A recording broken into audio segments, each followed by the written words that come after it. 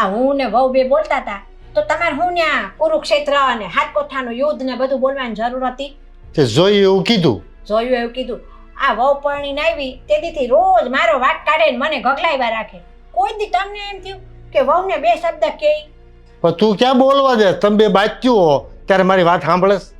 પણ સાંભળો, એ છે ને તે મારી સામું બોલવા કેમ નહીં શીખી ગઈ તમને ખબર છે? આ એની સાંભળતા તમે હંધાય મને બોલો, ઓલો અશોક ક્યાંય મને ગગલાવે, તમે ગગલાવો, કે આને ફાવતું મળી ગયું છે. પણ તારું મોઢું બંધ રાખતી હો તો પણ કોઈ તારું નામ ન લે. હા, જે ભડો જાચ્યા કરે ને પછી કે મને કેસ કા આ તારાથી એક કપ જ ચા ઉપડી હાથમાં?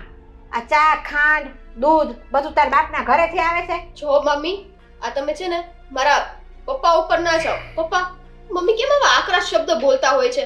મને એમ કે તમે હમણે જ ચા પીધી છે અને તમે મને નથી કીધું તો તમારે નહીં પીવી હોય. અરે તારા શરીરનું 70% પાણી ઉકળીને લાલ ઘૂમ ગરમ થઈ ગયું હોય પછી એમાં ચાની શું જરૂર પડે? લે, જો આ તમે આવું બોલો ને આની સાંભળતા એમાં એને લાદું ફાવી ગયું છે.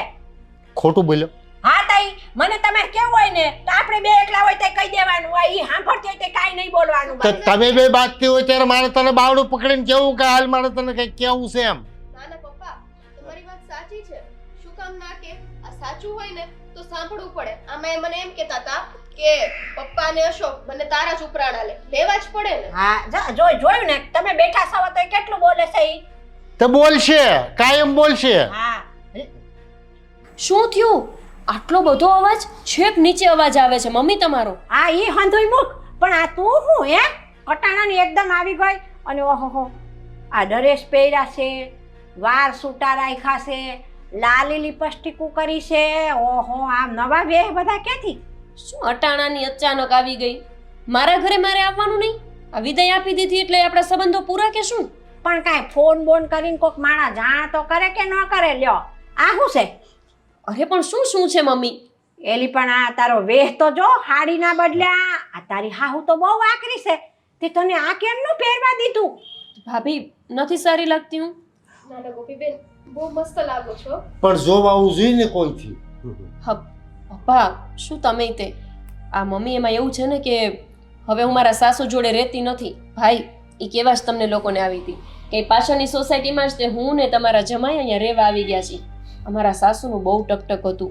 તમને પપ્પા હું ફોનમાં વાત કરતી ને, નાની નાની વાત હોય ને એમાં કટ ચાલુ રહેતું. પછી મેં તો એક વખત કહી દીધું તમારા જમાઈને કે જો ભાઈ તમારે મારા જોડે રહેવું હોય ને તો અલગ રહેવા માટે જતા રહીએ, બાકી મને છૂટાછેડ આપી દો. આ વાત તારી મને બહુ ગમી છે ને. કકળાટ હોય ને એમાં હાથ ન નખાય, આપણા હાથ દાજી જાય, એનાથી આગું હોઈ જવાય. તે કામ બધું બરાબર કર્યું છે. પણ ગોપી, અત્યારે હાહુ બહુ કસકસ કરતી હતી ને, આકરી હતી, તે મને તો બહુ ગમી ગયું. તું જુદી રહેવા વઈ ગઈ નહીં. આ તારી માં તો છે ને બહુ હોજી છે ને એટલે સ્વીટી એની ભેગી રહી છે. એ જ તે. આ ભાઈ તમને સાચું કહું ને તો મારા સાસુ કેવું કરતા ખબર છે? ક્યારેક પપ્પા જોડે વાત કરું ને તોય મને ખીજાય. અરે ઘરમાં સવારે થોડુંક ઉઠવામાં મોડું થાય તોય બોલે. એનો નિયમ કેવો કે કચરા પોતા 9 વાગે જ થઈ જવા જોઈએ. હવે ક્યારેક તબિયત સારી ન હોય તો 9 ના 10 વાગે, તો એમાંય કચકચ કરે. એટલે પછી મેં તો ભાભી નિર્ણય લઈ લીધો કે આવા કલેશમાં રહેવું ને એના કરતાં તો એકલું રહેવું સારું.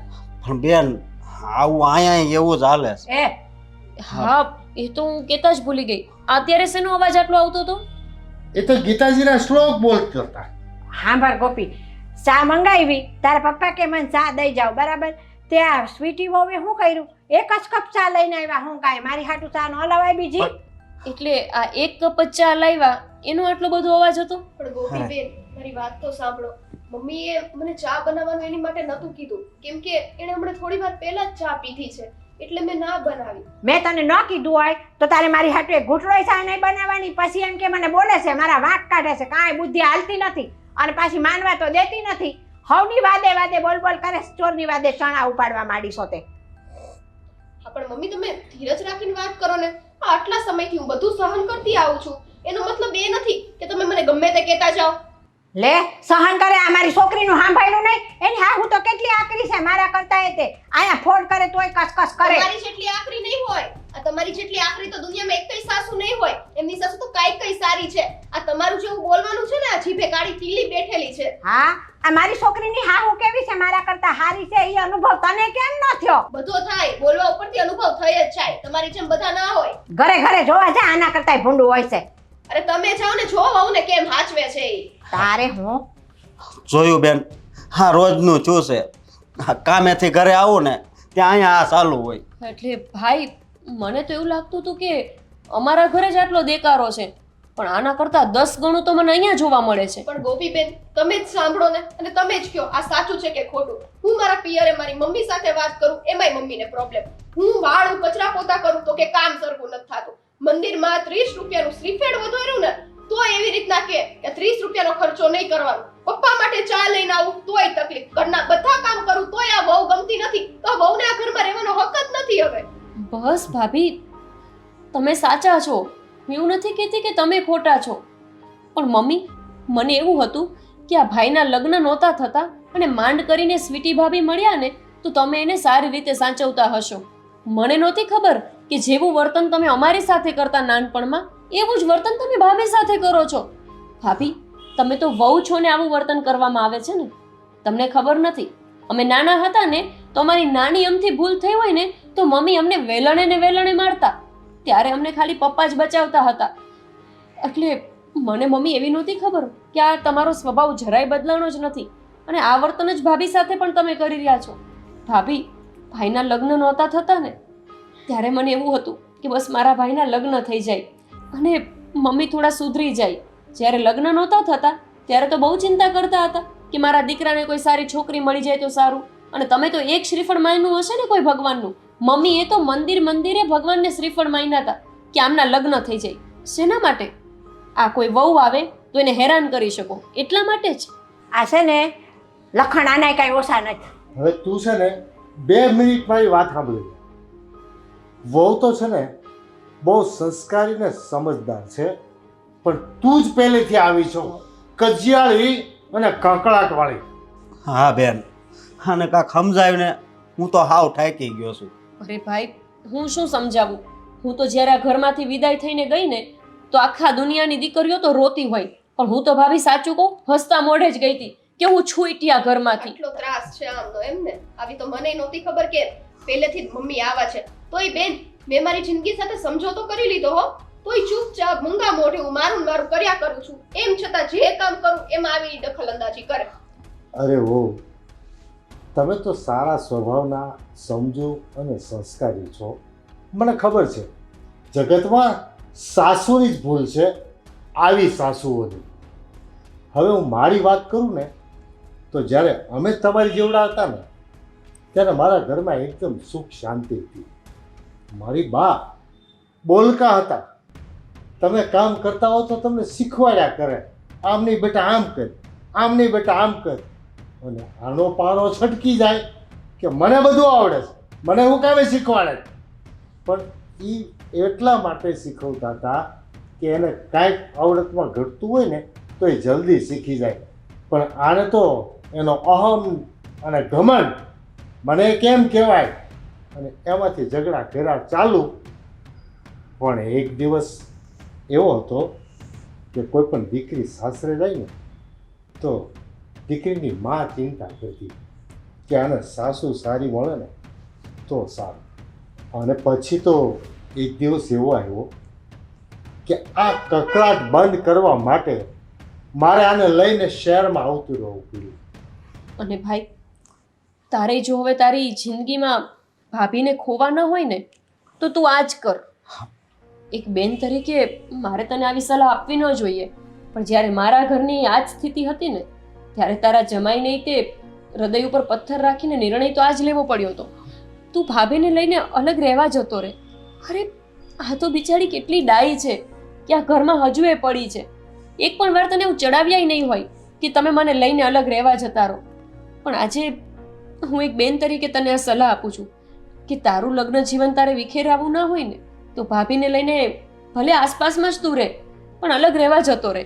તારી ફરજ પ્રમાણે જે કંઈ ખર્ચાના પૈસા દેવાના થાય ને એ મમ્મી અને પપ્પાને આપી દેજે. આમે મમ્મીના હાથ પગ હૈયું જીભ બધું સાજું તો છે. કામકાજ કરી લેશે. અને ભાભી, ક્યારેક જો મમ્મીની કે પપ્પાની તબિયત મોડી થાય તો તમે આવજો એમની સેવા કરવા માટે. બાકી આ ઘરમાં તો મને નથી લાગતું કે તમારું લગ્ન જીવન સારી રીતે ચાલે. અરે મમ્મી બેન, એ મારા માવતર છે, એમની માટે તો કદાચ અડધી રાત્રે ઊભું રહેવું પડે ને તો અડધી રાત્રે પણ હું ઊભી રહું. મારા મનમાં એવી કોઈ ખોટ નથી, પણ સહન કરવાની પણ કંઈક હદ હોય ને.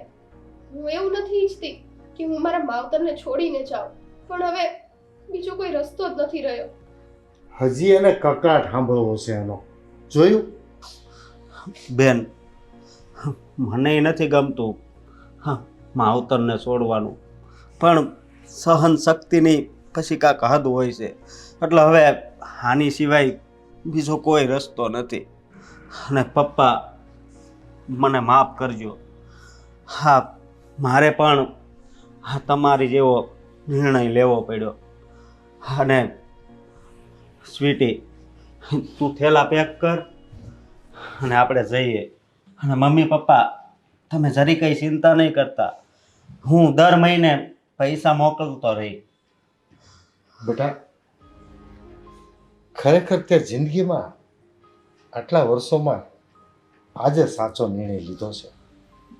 મને તારો નિર્ણય ખૂબ ગમ્યો છે. સારું બેન, હવે અમે પેક કરીએ.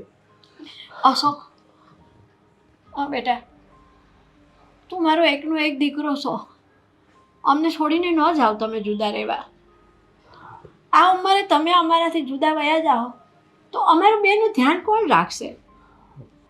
સ્વીટી બેટા, હવે હું કોઈથી ઝઘડો નહીં કરું. તમે જુદા રહેવા ન જશો અમારાથી. વાહ મમ્મી વાહ. આજે જ્યારે જુદા થવાની વાત આવી ત્યારે પહેલી વખત ગોપીબેન મેં એમના મોઢામાંથી બેટા નામનો શબ્દ સાંભળ્યો છે. બાકી તમને ખબર છે, હંમેશા અય ઓય ઓય, બસ આજ તુકારામ એમના મોઢેથી સાંભળ્યા છે. ભાભી, અને મને તો એ ખબર છે કે અત્યારે જો તમે રોકાઈ જશો ને તો મમ્મીનું તો ફરીથી આ શરૂ થઈ જ જશે. એ આવું જ કરતા પહેલા પણ પપ્પા સાથે ઝઘડો કરે, પપ્પા પાસે રડીને માફી માંગે, પછી બીજા દિવસે પાછા ઝઘડા શરૂ કરે. ભાઈ, દૂર રહેશો ને તો જ તમારા બેયની કદર થશે. ત્યારે જ સમજાશે. ઘરમાં વહુ ને દીકરો હતા ને તો વહુ તરફથી કામની અને દીકરા તરફથી પૈસાની કેટલી રાહત હતી. કેટલો બોજો તો ઉઠાવીને ચાલે છે ને એ તારા ગયા પછી એમને સમજાશે. સારું. ના અશોક. જાઓ ભાભી, સ્વીટી, તમારો સામાન પેક કરી લો. સ્વીટી બેટા, જોયું? યાદ કર એ દિવસ જ્યારે તું સામાન પેક કરતી હતી અને મારી માથી દૂર કરતી હતી મને, ત્યારે મારી માં આવી રીતે તને કરગરતી હતી. તે સાંભળ્યું તો નહોતું સાંભળ્યું ને? આ એનું પરિણામ છે. બીજી વાત, અત્યાર સુધી તો છે ને દીકરીઓ બધી બહુ સહનશક્તિવાળી હતી અને સાસુઓ કામ માટે, વાણી વર્તન માટે કે રહેવાની ઢબ બાબતથી ગમે તે રીતે નવી વહુને ત્રાસ આપ્યા કરતી હતી. છતાં પણ વહુઓ સહન કરતી હતી. અને જ્યારે કોઈ દીકરીના લગ્ન થાય ત્યારે દીકરીની માં ચિંતા કરતી હતી. એક જ વાતની ચિંતા, નહીં સસરો સારો માગતી હતી, નહોતી વર સારો માગતી, પણ એક સારી સાસુ માગતી હતી, દીકરીની માં. અને આ સાસુઓએ નવી આવનારી વહુઓને ત્રાસ આપી આપી આપી આપી અને વહુઓનો સહન શક્તિનો ખજાનો ખાલી કરી દીધો. વહુઓ સહન કરતી બંધ થઈ ગઈ. અને આજે સમય પરિવર્તન આવી ગયું.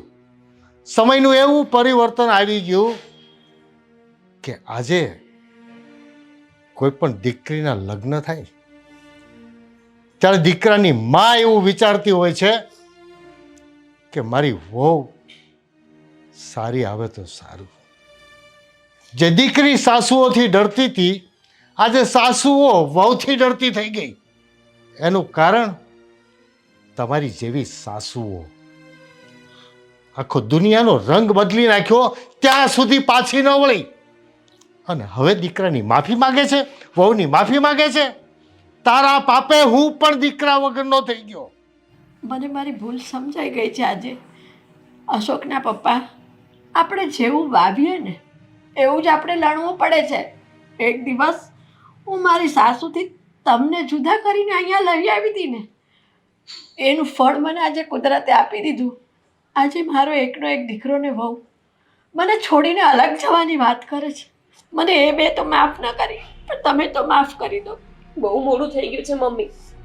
તમે માફી માંગવામાં એટલું મોડું કરી નાખ્યું ને કે તમે દીકરા અને વહુ વગરના થઈ ગયા. અને અમે તો દાદીનો પ્રેમ કેવો હતો ને એ પણ નથી જોઈ શક્યા. તમને સાસુઓને ખબર જ હોય જ્યારે કે અમારા ગઢપણનો સહારો અમારા દીકરા અને વહુઓ છે. છતાંય તમે શું કામ વહુઓ સાથે આવું વર્તન કરો છો? તમે જ્યારે બીમાર પડશો ને ત્યારે તમારી સેવા કરવા કોઈ પાડોશી કે ગામના લોકો નહીં આવે. તમારો એ દીકરો અને વહુ જ આવવાની છે કામ. તો પછી એની જ સાથે આવું વર્તન કેમ? હા ગોપી બેટા, મારી ભૂલ મને સમજાઈ ગઈ છે. હું હજી અશોકને અને સ્વીટીને સમજાવીશ. હું જુદા નહીં જવા દઉં અને એમની સાથે કોઈ દિવસ હવે ઝઘડો નહીં કરું. હવે તારી પાસે એક જ રસ્તો છે. મને કહો ને જલ્દી, શું રસ્તો છે? તારું સારું વર્તન, હા, તારા હૃદયનો પ્રેમ. તું કદાચ દીકરા દીકરીને મળવા બોલાવે અને એને પ્રેમ આપે અને પોતાની દીકરી બનાવીને રાખી દે તો મને આશા છે કદાચ અશોકને સ્વીટી પાછા તારી પાસે રહેવા વહી આવે. હા પપ્પા, જરૂરથી કરીશું. હા પપ્પા, એ તો વિશાળ મનના છે. સ્વીટી ભાભીનો સ્વભાવ એટલો સારો છે ને કે એ માફ કરી દેશે. પણ એના પહેલા મમ્મીને પરીક્ષા આપવી પડશે તો જ એ પાસ થશે. સારું પપ્પા, તમારા જમાઈને જમવાનો સમય થઈ ગયો છે. હું ઘરે જાઉં છું. હા બેટા, જય શ્રી કૃષ્ણ. જય જય શ્રી શ્રી કૃષ્ણ કૃષ્ણ. ગોપી બેટા. આવજે હો બેટા. થઈ ગયા ને આપણે એકલા હા, આપણી જ ભૂલના કારણે. તો જીવનનો આ જ દસ્તુર છે, આ જ દુનિયાદારી છે. તમને જે ખુશી જોઈએ ને એ ખુશી આપણે પહેલાં બીજાને આપવી પડે છે, ત્યારે એ ખુશી આપણને સામેથી મળે છે. વાત તો સાચી છે તમારી. મને મારી ભૂલ સમજાઈ ગઈ છે અને હું મારી ભૂલ સુધારવાનો પ્રયત્ન કરીશ. જાગ્યા ત્યાંથી સવાર. હા હા, પણ મેં તને રસ્તો બતાવ્યો, હા, એ રસ્તે ચાલ. એટલે તો મેં કીધું કે જાગ્યા ત્યાંથી સવાર. સારું,